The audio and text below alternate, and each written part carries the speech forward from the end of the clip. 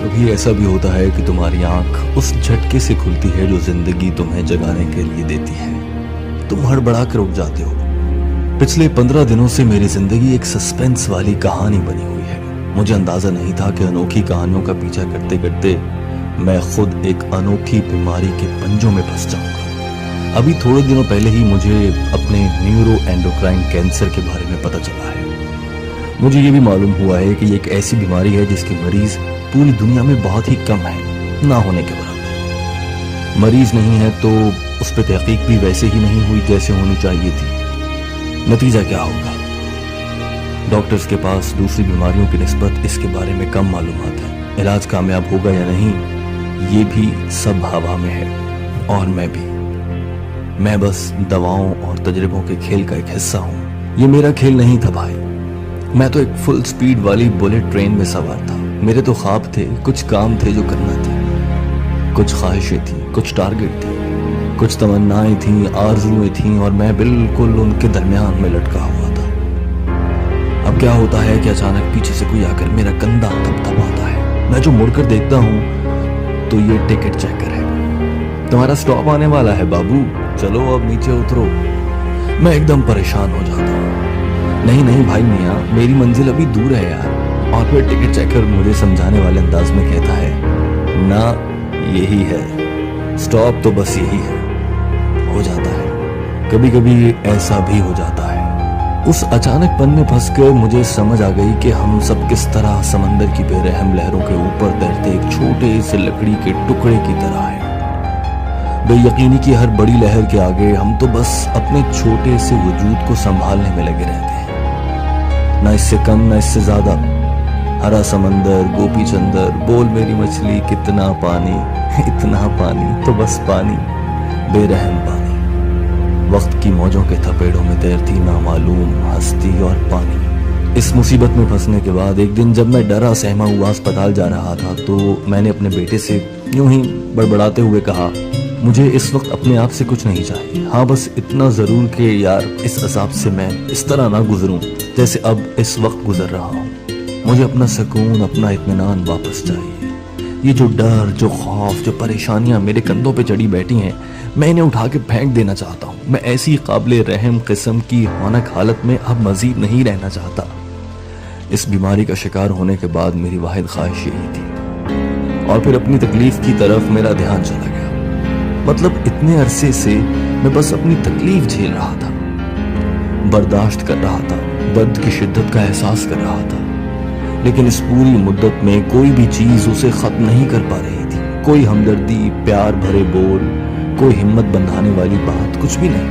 اس وقت پتہ ہے کیسا لگتا تھا, جیسے پوری کائنات صرف ایک چیز کا روپ دھار چکی ہے, درد, خوفناک درد.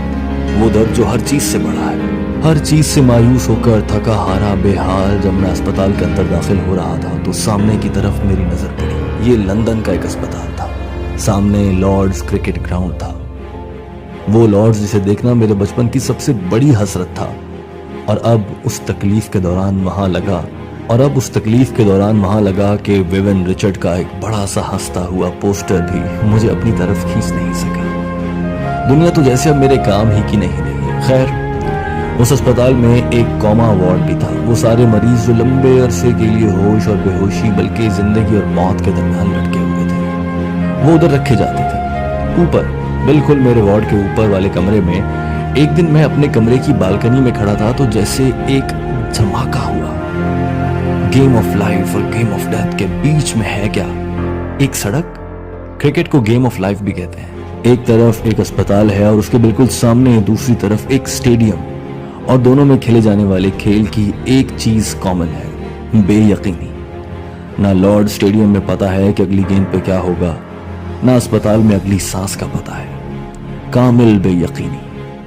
یہ فیلنگ جیسے میرے اندر اتر گئی. اب مجھے کائنات کی وسعت, اس کی طاقت اور اس کے نظام سب کچھ کہیں نہ کہیں سمجھ آنا شروع ہو گئے تھے. آخر میرا اسپتال ایک کھیل کے میدان کے سامنے کیوں تھا, اور صرف میں نے ہی اس بات کو اتنی شدت سے کیوں محسوس کیا؟ یہ سب مجھے آپس میں جڑا ہوا لگنے لگا. تو سمجھو کہ بس جو چیز یقینی ہے وہ بے یقینی ہے. یعنی بے یقینی کے علاوہ اس پوری کائنات میں کچھ بھی ایسا نہیں جسے یقینی کہا جا سکے. اب جب سبھی بے یقینی کے بھاؤ میں ہیں تو میں کیا اور میری بے یقینی کیا؟ مجھے تو بس اپنی باقی رہ جانے والی طاقت کو سنبھالنا ہے اور اپنے حصے کا کھیل اچھے سے کھیلنا ہے. That's it. تو بس اس ایک لمحے کے بعد مجھے سمجھ آ گئی.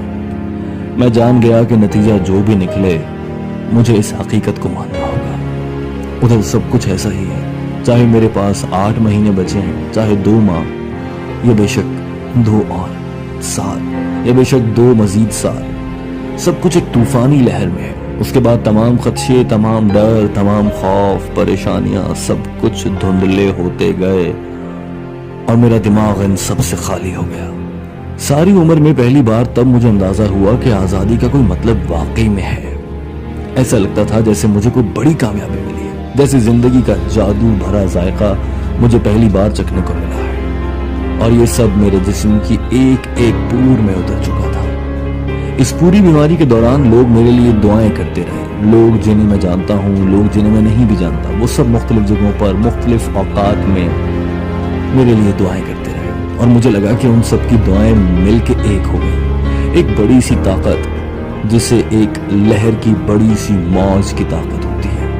وہ بس ریڑھ کی ہڈی سے میرے اندر تک اتر گئی اور میری کھوپڑی کے اندر اس نے اپنی جڑیں بنا لی ہیں. اب وہ ادھر اگتی رہتی ہے، کبھی ایک چھوٹا سا امید کا پودا، کبھی ایک پتا، کبھی ایک نرم سا تنا. میں اسے دیکھتا ہوں اور خوش ہوتا رہتا ہوں. اتنی ساری دعاؤں کے نتیجے میں اس پہ جو بھی پھول اگتا ہے، جو بھی نئی ٹہنی نکلتی ہے، جو بھی پتا آتا ہے، وہ مجھے صرف خوشگوار سی حیرت اور خوشیاں دیتا ہے. تو وہ جو لکڑی کا ننھا سا ٹکڑا ہے نا، اسے کیا ضرورت ہے کہ وہ پانی کے بہاؤ کا رخ بدلنے کی کوشش کرے؟ اسے یہ بات سمجھ لینی چاہیے کہ ہم سب قدرت کی گود میں بیٹھے ہیں جو ہمیں ہلکے پھلکے جھولے دے رہی ہے، نہ اس سے زیادہ نہ اس سے کچھ بھی کم. That's it.